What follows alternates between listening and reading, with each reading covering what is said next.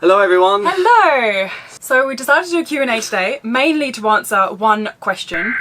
We interrupt our program to bring you this important message.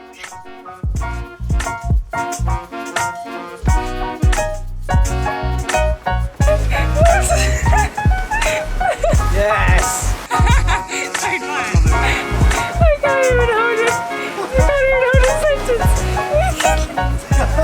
One question, which was where the hell have we been? And quite a few people have asked. So we thought, hey, Q&A, let's answer this one first of all. We decided to take a little bit of a hiatus. So we did say a few things on the social medias.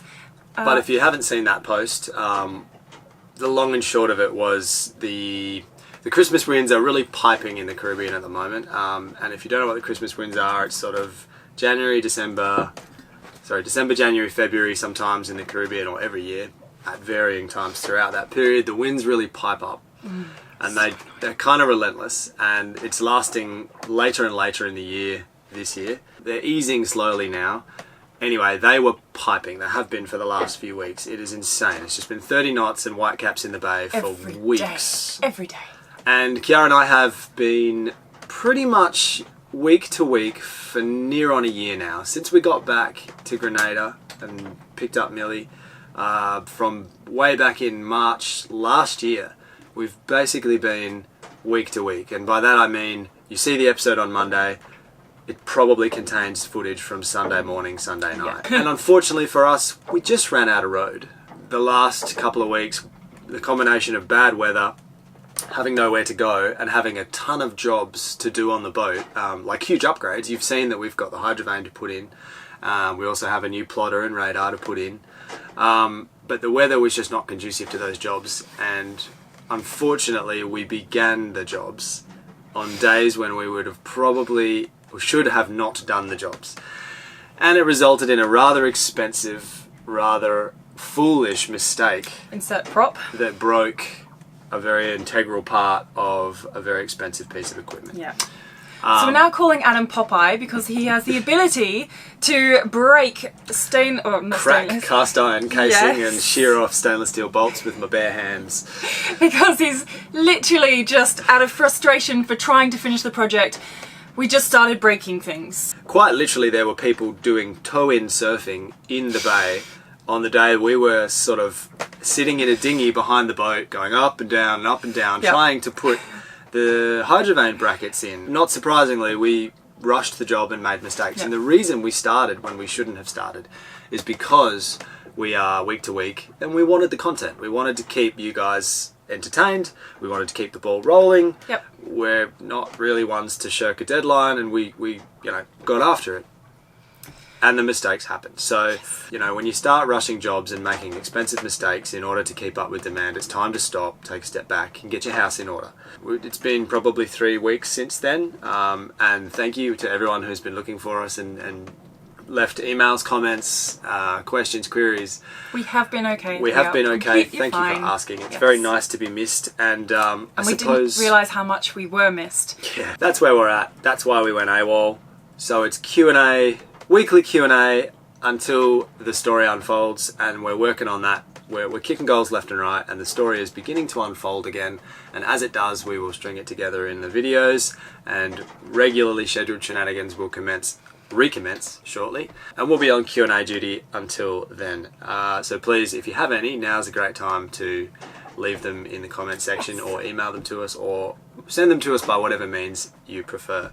Shall we progress on to the next question? Having said that, let's get into the questions. Alright, so I think somebody also mentioned, this is kind of in line with where the hell have we been. If you did want to follow us, Rick has asked, do you guys have onboard live radar? So either he means that, do you have radar to see the coastline and, the general radar on your chart plotter? In which case, a few weeks ago, we got given a freebie radar that somebody was handing down. So we've yet to install it, but yes. I'm not sure that's what he means though. Yeah. So I'm not sure, I'm pretty sure when he says live radar, I think what you mean is tracking. Exactly. Which we also have. Yes. The radar's not in yet, and we're very excited about that coming. And Yeah. you'll see that going in very shortly. We do, however, and have had for some time, GPS tracking by way of the Iridium Go through a service called Yango Track. And there's a page on our website that has a Put the map. link here. Yeah, we'll put the link below. That has a map on it that when we put the antenna up and the tracking goes live, when we're on a passage, it just draws a line, hourly waypoints on the map, and the concept is that we can annotate that and keep track notes, and you can track us live. But the longest passage we've been able to do this year is from here to Grenada, or Grenada to here rather, and so we haven't been able to put too many lines on the map, unfortunately. Yes. So when the world gets itself back in order, And us. and we're able to put some lines on the map, that should really start to come into its own. However, be advised, it only updates when we raise the antenna, when we're on the move. So no creeping on us when we're at anchor. Thank you for the question, mate. All right. Also on similar subject, we've obviously been doing lots of project. Adam L. Good regal name, that. Good man. Can you... First name, one would say. First name in the Bible. Can you explain what a hydrovane is and why you need one? Andres Fuetos Belmar also asked a similar question. Good effort on that. Right, so a hydrovane essentially is it is exactly a wind vane. It keeps your course to the wind using call it a sail, a vane, and a rudder. So you set your course, set the rudder neutral, and set the vane pointing into the wind, right? And as the boat shifts, and the wind relative to the boat shifts, that wind that was previously hitting the leading edge is now hitting the broadside of the vane, which tips it over. As it tips it over, that then has a corresponding change in the rudder, which brings the boat back onto course and eases the pressure on the vane, which then lets it sit back up. And as a result, you're holding your course to the wind. As you lean off the wind, the vane tilts over, the rudder corrects, the vane shifts back, and it just keeps doing that, keeping you relative to the wind. Obviously the upside for that is it takes zero power to run, and it's an entirely independent system from the rest of the boat. And the hydrovane, at least, not all wind vanes have their own rudder. Some of them use the boat's rudder by way of pulleys to the main steering wheel or the tiller. The hydrovane has its own rudder, so there's a huge amount of redundancy there as well should you lose your primary rudder. Which is why we got it. So that's what that does. That's why we got it, and we're very much looking forward to using it. We haven't thought of a name for it yet. We're trying to think of all these names for a hydrovane, and I think that we are overcomplicating it. So any suggestions? Yes, please would be have fine. some suggestions for the Yeah, hydrovane. we're like, what about Christopher Columbus and all these things, which I think might be a bit over Well, I the don't top. want to name it after someone who will lead us astray. Like, it needs to be someone who knows where they're going and has a very good record of success. Yeah, that is. Whoa! Whoa! That was so lucky. Catch. That could have very well gone the same way as our. We're totally previous putting camera. a live action replay on that in slow-mo. Whoa! As you can see, the bay hasn't quite leveled out yet. Okay. That was such a good catch. That was a good catch. I'm so I knew that proud was of gonna myself. happen. All right, crack on. All right. Thank you for the okay. question, guys. Yes. Talking about. Do you see how I arrange all these questions so that they're kind of following onto each other? This one follows on again. Talking about the back of our boat, Mick Thornton asked, "What are the pros and the cons of the shape of the stern of your boat?" So by that he means a canoe stern. We have the Tayana 42s have a canoe stern as opposed to perhaps a Beneteau, which is more of a sugar scoop stern. Flat.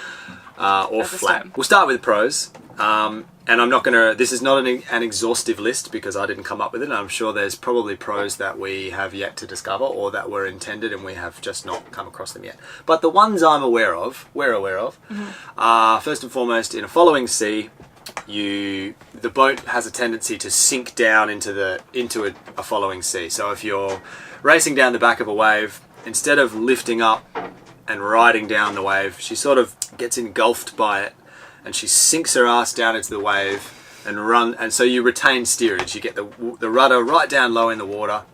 From my experience so far, she has a real tendency to sink down into a following sea and not get pushed around by it. Plus one to that is that if you, heaven forbid, have to run under a drogue and you've got breaking waves or big following seas sort of washing past you, your stern will act as the bow does and sort of part the sea and let it go around you instead of sort of getting pooped or slapped or getting lifted up and sort of putting extra strain on the drogue. And that's similar at anchor as well. We have met a few people around us who have sugar scoops, and in this bay, let's say an example, a lot of powerboats go past, and the wake that they create slaps against the back of the hull and kind of keeps them awake, and it's very obvious for them, the noise of the slapping on the back of the hull. For us, we can't hear it pretty much at all. All you feel is just a little up and down motion as the boat sort of just lifts up, much the same as if you're driving into swell with the bow. It just does that.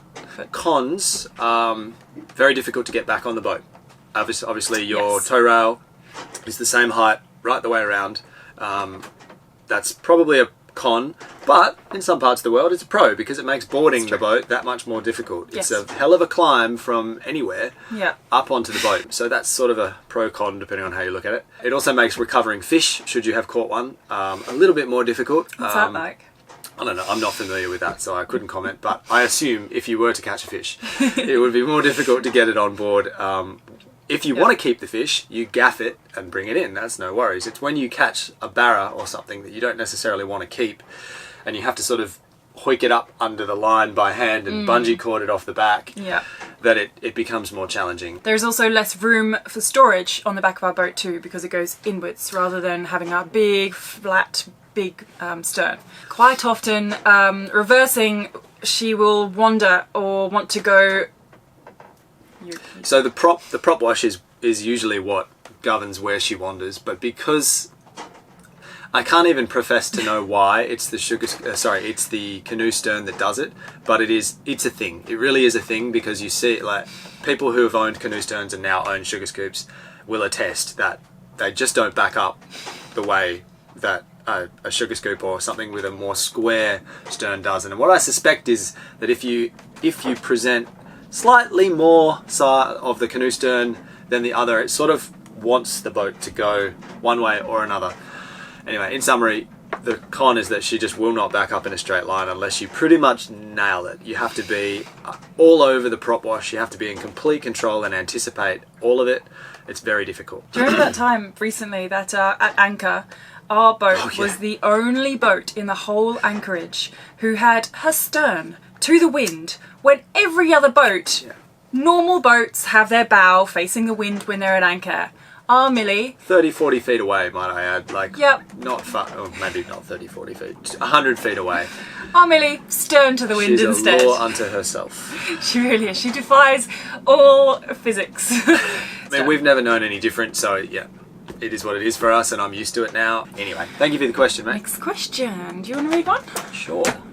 Give me the long one. Alright. David Maslin. Is dyneema rope rigging a thing for a boat the size of Millie? It wasn't when I had a yacht, but things have changed in 15 years, and I could see being able to cut your own rigging as a pretty useful.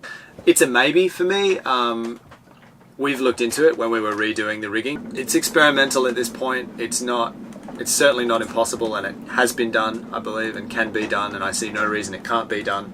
We just weren't in a experimental mood. We're sort of more just trying to get that box checked and get after some sailing. So we wanted to go with what you know, and get it right, get it done, and move past it. If down the track we do it again, I certainly wouldn't shy away from experimenting. I completely agree with your point about being able to cut your own rigging and size it and redo it on the fly. It also reduces the weight aloft by a lot, which will reduce your heeling and just improve the boat's performance greatly. It's quite a lot stronger for quite a lot less weight, so there's that. The issues I foresee with it is chafing over the spreaders, the cowcatcher ring, and in the roller furler. I'm not sure how they're dealing with that, but again, I'm quite sure it's been done, so somebody's probably come up with something there. If anyone knows, please let me know below.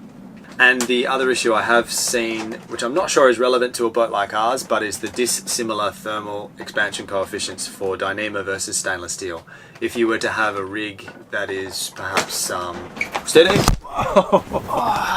Second time.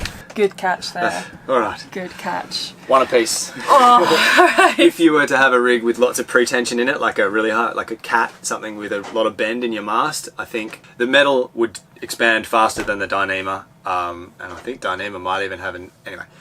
it would be something you need to consider, I suspect. We don't really have any of that. We're not quite so complex in the way our mast is rigged up, so that wouldn't be an issue for us. Anyway, yes, we've considered it. No, we decided against it for now, purely because we're not feeling experimental. In saying that, Yes. we do have emergency rigging. So if any piece of our rigging fails while we're underway, or not underway, in this cupboard right here, we have about 200 feet of dyneema rigging. So we've got slip rings and 200 feet of dyneema, and should we lose a stay in somewhere where we can't really do much about that, we will go up and repair that so that we can keep on trucking. Thank you for your question. I hope that was clear enough. But oh my god! Oh wow! Right, all right. That's good. Carry on. We're Thank nearly God there. we are at the last question. Last question. For my nerves, we're at the last question. Okay.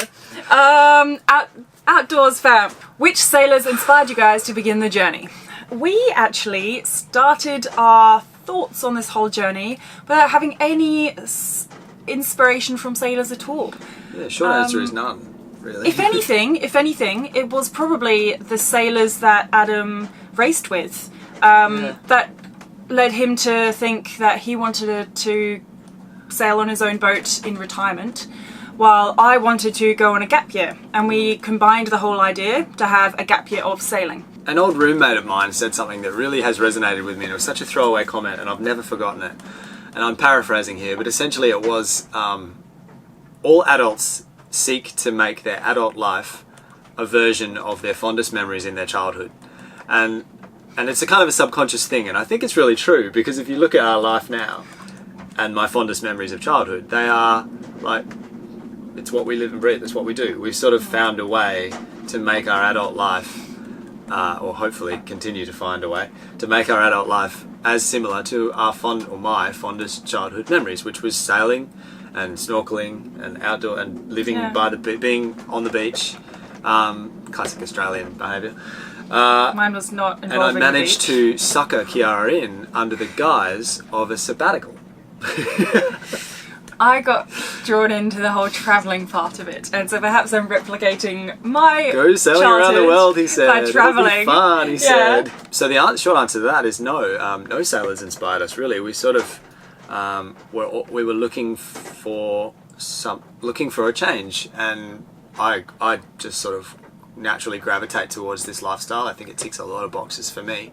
And Khiara, I suppose, agreed that it was a way to travel around and take all your possessions with you and sort of do it a bit differently. As we've actually come out here, we've obviously met more sailors, and we've had the opportunity to broaden our knowledge a little bit, and people have introduced us to authors or just renowned all the classics, sailors. all the classic books and all the classic YouTubers and whatnot. I mean, we very quickly discovered Delos and Vagabond. Yeah. As soon as we googled how to sail around the world, bang. The goalposts have been moved many times depending on who we meet and what they've achieved and what we feel now equipped to achieve, and as we grow the goals change and whatnot.